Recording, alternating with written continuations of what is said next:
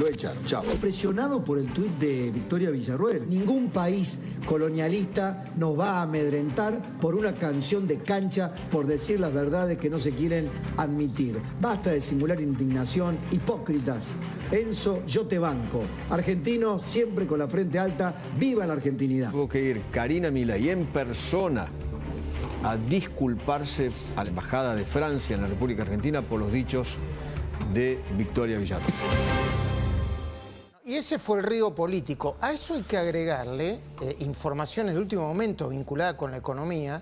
El presidente Milei estuvo dando una entrevista larga a Alejandro Fantino y fue a ver, ¿cómo lo diría? Un tsunami de buenas noticias económicas la semana, que empezó con decía Milei, que empezó con el superávit fiscal y terminó con la doma del mercado cambiario. Sí. Lo pongo en esos términos. Le dejamos el culo como un mandril, dijo Milei. ¿Cómo?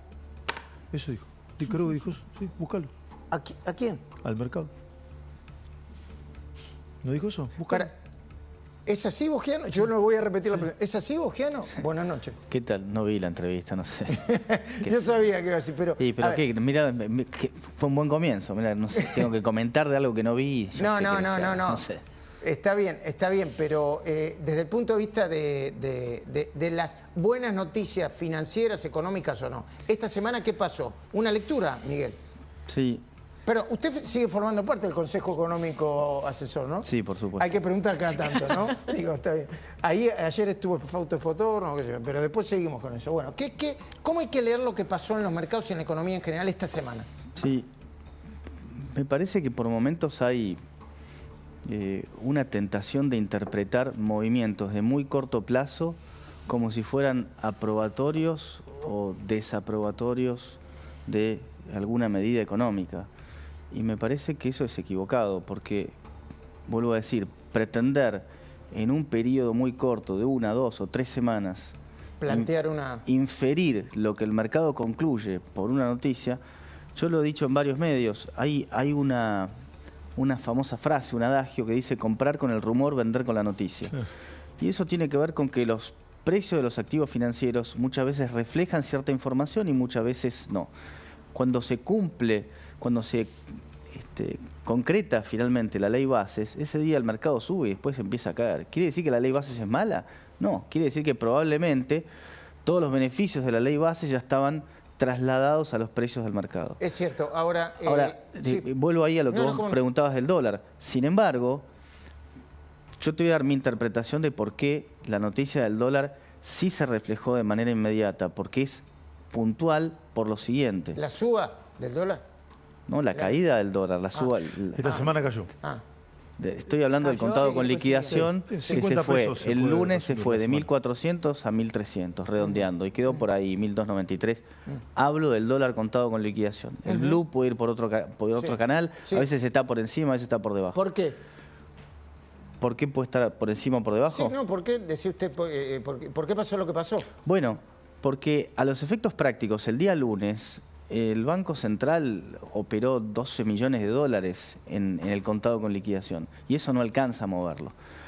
Mi interpretación es que todo ese movimiento viene por un movimiento del mercado que justamente entiende que la medida va a accionar.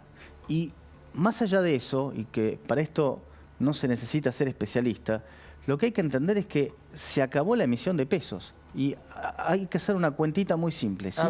Si no se emiten más pesos y el gobierno tiene superávit fiscal, quiere decir que la cantidad de pesos que hay dando vueltas... Se va a reducir. Se va a reducir porque el gobierno le entra más peso de lo que le sale. Bueno, entonces cada mes hay menos pesos. Está bien, pero hay otra cosa que acaba de decir Javier Milei que es importante en este contexto.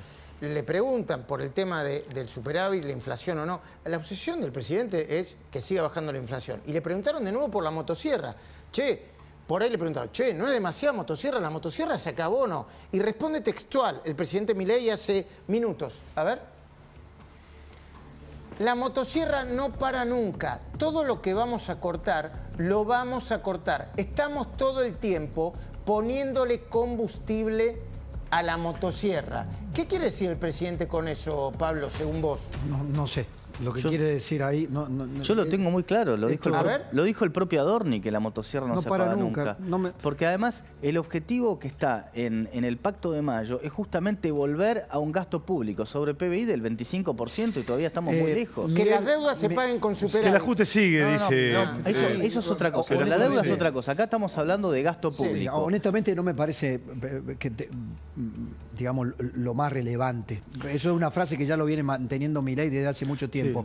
Sí me gustaría, a ver si podés amplificar el concepto, pero, Miguel, esto de lo es que importante dijo... porque la ley de bases, Pablo, lo que le da a Milei son más herramientas. Sí, pero eso ya, digamos, estuvo dado con toda la lógica de la discusión de la ley de bases. Justamente pedía más herramientas para seguir reformando, recortando, transformando el gasto público. Lo que ha hecho mucho ruido es la cuestión dólar, pesos, dólar. Una frase del ministro de Economía hoy hizo mucho ruido, está reflejado en algunos... El tuit que dijo, la gente va a tener que vender dólares para pagar impuestos. ¿Lo podés traducir a eso? Claro, porque es lo que acabo de decir. Sí, vamos de vuelta. La cantidad de pesos está fija y el gobierno tiene superávit. ¿Pero quién va a tener que vender dólares para pagar impuestos? El agregado de la gente. ¿Qué es el agregado de la gente? Digamos, en el total va a haber alguien que en el neto va a tener que vender dólares. Seguime un poco el razonamiento. La cantidad de pesos está fija. Sí. El gobierno mes a mes va retirando pesos porque tiene superávit fiscal. Es decir, que recauda más de lo que gasta. Ahora, en el momento que al gobierno le tienen que pagar los impuestos, ¿sí? La gente va a tener que vender el canuto para pagar impuestos. Porque no va a haber pesos. O va a tener que, o liquidará títulos que tengan pesos o liquidará plazos fijos, pero de algún lugar tiene que sacarlos. A ver, como se sabe que hay un montón de dólares dando vueltas, al final en el agregado lo que pasa es que vas a tener que vender dólares. Pero entendeme la lógica de la pregunta. Esto no es una inversa de la dolarización, porque a lo que estamos entonces ahora volcándonos es a revalorizar el peso. Porque acá parece que... Déjame razonar. Sí. Al bajar la cantidad de emisión de pesos, al secar la plaza de pesos, el peso aquello que escasea se revaloriza. Sube precio. Se revaloriza. Sí. Entonces, ¿qué va a pasar con el dólar? El gobierno está incidiendo para que el peso sea más valioso hoy que el dólar. Para que el peso valga más que el dólar. El gobierno no está incidiendo en nada, te está diciendo no hay más emisión por ningún motivo. Como consecuencia de los movimientos del gobierno. Como consecuencia, naturalmente, eso va a redundar en que la única forma en que puedan pagar los impuestos, porque los impuestos se pagan ahora, de manera inmediata, ¿no es cierto? Creo que es julio, agosto, empiezan las liquidaciones de bienes personales, de ganancias, etcétera. Entonces, va a haber mucha gente, por supuesto no todos, algunos tendrán pesos colocados en plazo fijo que podrán usar esos pesos para pagar impuestos y otros que están posicionados en dólares que los pueden tener declarados o no, puede ser, de hecho los debían tener declarados, salvo que lo blanqueen, tendrán que vender dólares porque eso es lo que se ha hecho siempre en los últimos años. ¿Qué ha hecho todo el mundo? Que se queda con los dólares hasta el último minuto antes de pagar impuestos. Y lo que está diciendo es que es lo que va a terminar haciendo la gente. Bueno, yo me parece que tiene razón. Las últimas señales claramente indican que la dolarización quedó archivada, casi que más que postergada. La revalorización del peso implica eso. ¿Qué pasa con la dolarización entonces, concretamente en este momento en gobierno? No, yo no creo que la conclusión que ponés sea la correcta. Que la dolarización quedó archivada. ¿Por qué? Te digo más. Viste que ya no se habla más de la idea de cerrar el Banco Central. Todo lo que está haciendo el gobierno es una hoja de ruta para cerrar el Banco Central. La dolarización concretamente. Es muy parecido, termina siendo lo mismo.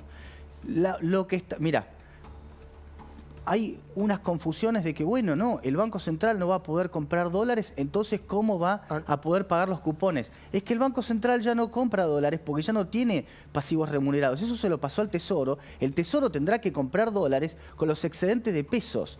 Entonces, el Central ya no interviene, ya no emite pesos, ya no tiene deuda remunerada. Es un regulador. Es casi los puntos que vos tenés que ir cumpliendo ¿para qué? Para básicamente cerrar el Banco Central. Vete todas las cosas que decían que Milei no iba a hacer, El que lo quiera ver lo tiene a la vista. Está haciendo paso a paso todo lo necesario para cerrar el Banco Central. Perdón, esto está sucediendo. Es un dato, es un hecho, no es una fantasía mía. Vuelvo un segundo a la actualidad porque está sucediendo ahora.